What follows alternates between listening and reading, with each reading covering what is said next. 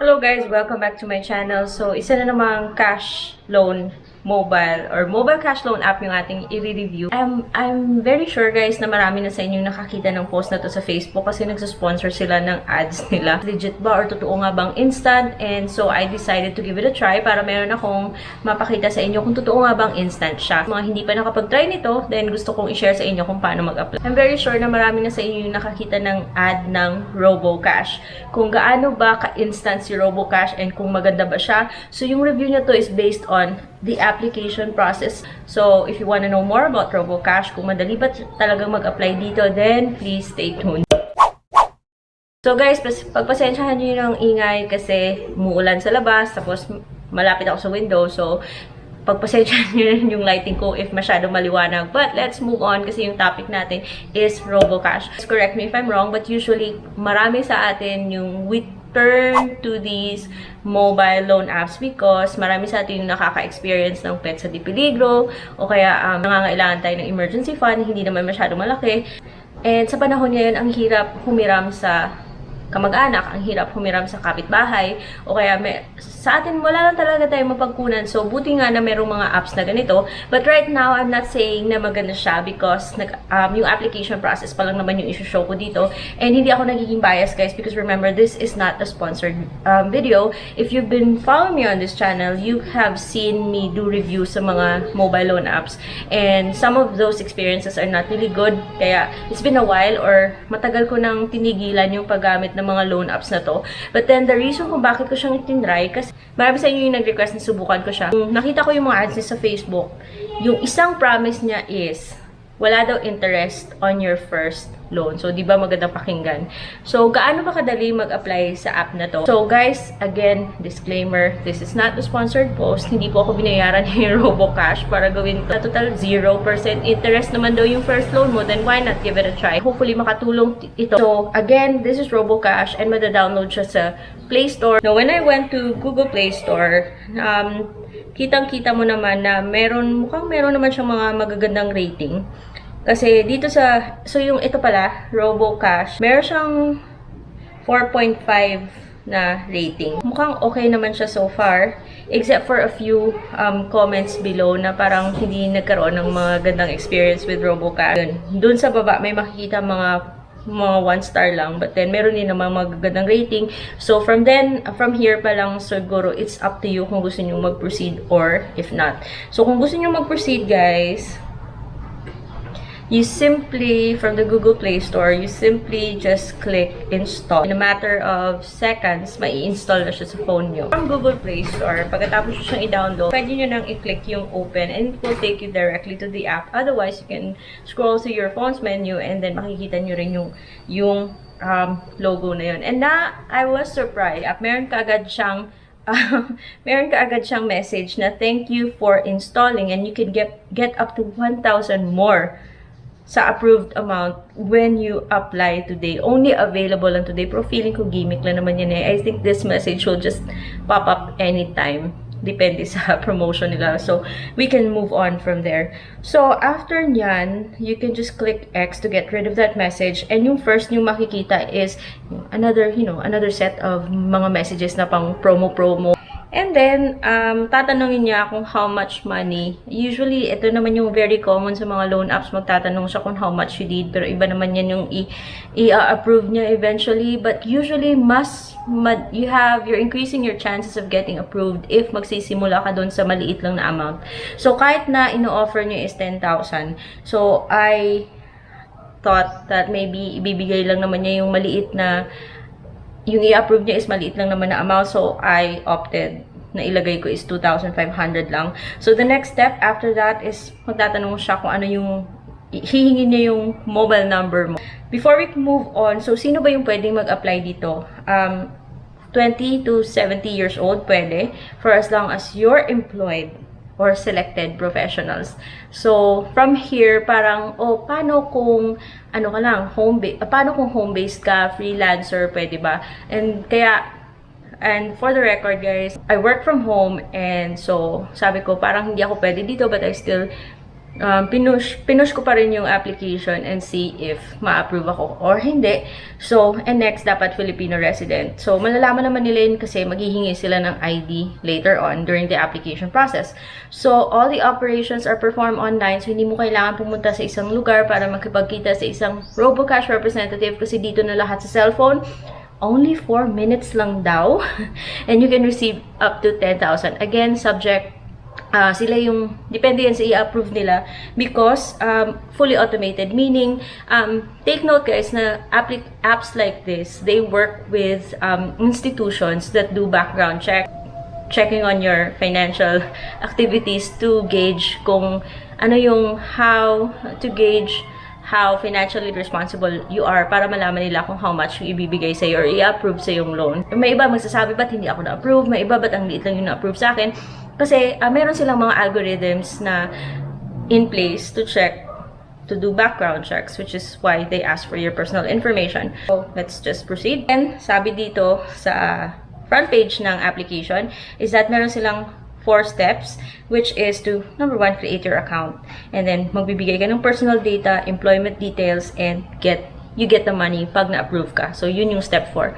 Now, marami sa inyo yung hindi komportable sa pagbigay ng personal information. But then, kung kailangan mo ng approval, then this is something that you cannot skip. Which is why it is important na before kayo mag-download or mag-apply sa particular loan, dapat kilatisin nyo rin. So, in this regard, mukhang maganda naman yung rating niya and I'm taking this risk. Hindi ko siya sinasuggest sa inyo. And you be the judge kung gusto nyo siyang gamitin. So, sabi dito, meron daw siyang mga flexible terms, 3, 4, 5, and 6. Previous experience. It's so rare na kaagad long terms yung ibibigay sa inyo. Usually short term yung sa first time or sa first mong loan or if kaka-approve lang, usually very short yung term. And then meron kang amounts na up to 10,500 to 25, but then again, it depends on the algorithms that they have in place para ma-determine nila kung anong i-offer nila sa iyo. And then, interest rates, 11.9% per month. Ang laki niyan, guys. So, that is something that you need to consider. But then again, it may be a good thing na dito ka na lang maghiram kaysa humiram ka sa kapitbahay, humiram ka sa relatives, which sometimes sa panahon ngayon, medyo mahirap. So, but then, again, interest is 11.9 per month. So, may kalakihan. That is something that you need to really think about before kayo mag-apply. If you want to go on, then let's proceed. Okay, so I want to start with 2,500 kasi it is something that I am comfortable paying. So I gave them my phone number and then after that, magpapadala sila ng verification code and then you can proceed. Hintayin mga couple seconds ang dadating na yung OTP and then you can click confirm to proceed. Now, meron siyang notice guys na they will need additional information. You have no choice but to give them those information, otherwise hindi ka ma-approve. So, but if you're not comfortable, you can at this point decide not to go through the application process. So, pwede mo i-cancel at this point and then i-delete yung app kasi wala ka pa namang obligation. But then, if you're decided to push through with your application, then just click agree. So, meron siyang mga series of questions if you allow Robocash, if you allow the app to have certain permissions sa phone nyo. Again, kailangan yung mag-click allow. Otherwise, pag dininay nyo, hindi kayo makakapag-push. Let's move on to step 1, which is they will gather your personal data. And then, meron kang pagpipilian sa mga list of IDs na pwede mong ibigay sa kanila. So, yung mga nasa app, yung nasa drop-down, yun yung mga acceptable IDs. Pag napili mo na yung ID na gusto mong gamitin, you will give them the ID number. And then, after that, you will need you need to provide your name, email address, and they will ask kung agree ba kayo, or they will ask 2 questions kung saan kailangan yung mag-agree, yung blah blah blah blah blah blah blah blah blah blah. So you have to put check marks in order for you to be able to go to the next step.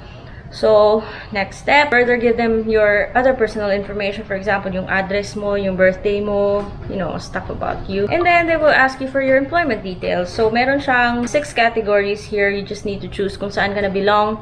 And, like I said, yun pala kanina dapat employed. Yun yung nakalagay sa first page nila. But then, here, makikita mo, meron naman silang option para piliin mo freelancer if that's where you belong. And then they will ask you kung how much you're earning every month, pero hindi naman siya hihingi ng proof of income, and then hihingi niyo yung reference. So again guys, yung reference, these are the people na kung saan these are the people na pwede na tawagan in the event na hindi ka nila makontak come collection time. So be very choosy or choose wisely kung sinong ilalagay nyo dyan. Dalawang references lang naman yung hihingin niya. Meron pala siyang dalawang question pa pala guys under the reference part kung saan magtatanong siya, ewan ko kung bakit niya tinatanong to. Kung ikaw ba ay politically exposed person, or I really don't know. Siguro, it will be a topic for another video, but then, I don't see kung bakit nagtatanong siya nito kasi yung ibang apps hindi naman nagtatanong ng ganyan. So, let's just move on kasi wala naman ako sa tatlong dyan. I just put no, which is true. And then, next step. And the third step is, they will ask you kung anong mode of disbursement yung gusto mong gamitin. So, in my case, it's very convenient to use bank account kasi you don't have to leave the house. Pero, kung wala ka namang bank account, meron naman siyang other options. So, but, yung mode of disbursement nila is that, kung choose mo yung, nabubulol ako. Kung pinili mo yung bank, then, only debit or savings account yung pwede mong gamitin. Dapat tama yung ibibigay mong bank info. Kasi meron akong mga ina-encounter mga question na-approve, na-disburse na daw, pero hindi pa rin nila nakikita sa banko nila. Well, you have to check kung tama ba yung binigay mong bank info sa kanila. Kasi, otherwise, kung tama naman yung binigay mong info, for sure, it will really be in your bank in a matter of seconds pag na-disburse na nga. If not, then you'll just have to call them. You cannot use accounts na ginagamit for SSS disbursements. So, ginamit ko yung bank account because yun yung meron sa akin. And, I gave them my bank account number and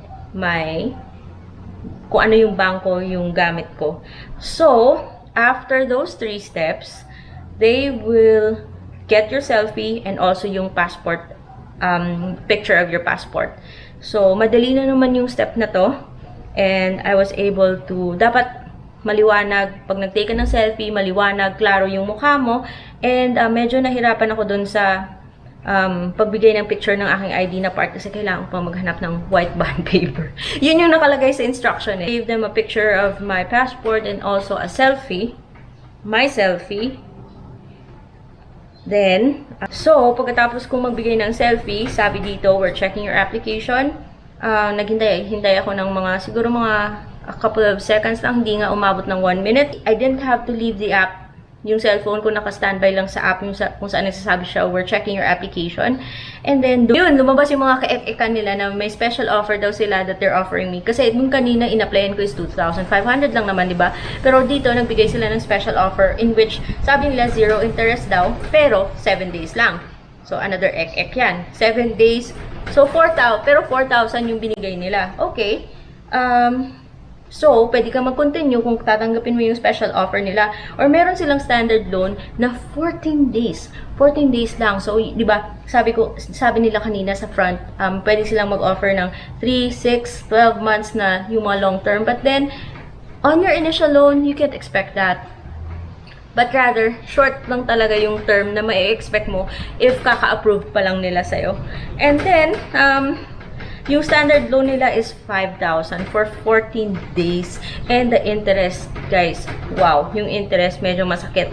Kasi for 14 days only, yung interest nila is 1,120 and then you need to return 6,020. So, 6,120 yung kailangan mong bayaran in 14 days if pinili mo yung 5,000.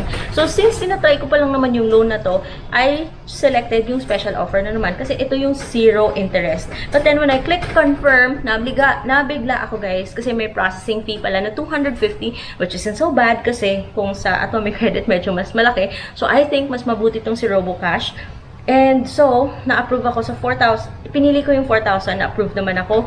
And then, kaagad naman nilang pinadala sa aking bank account yung 4,000 minus the processing fee na 250. So, yung natanggap ko is 3,750. Pero yung babayaran ko after 7 days is 4,000. So, yung initial loan, like like it advertised, hindi naman siya nagsisinungaling.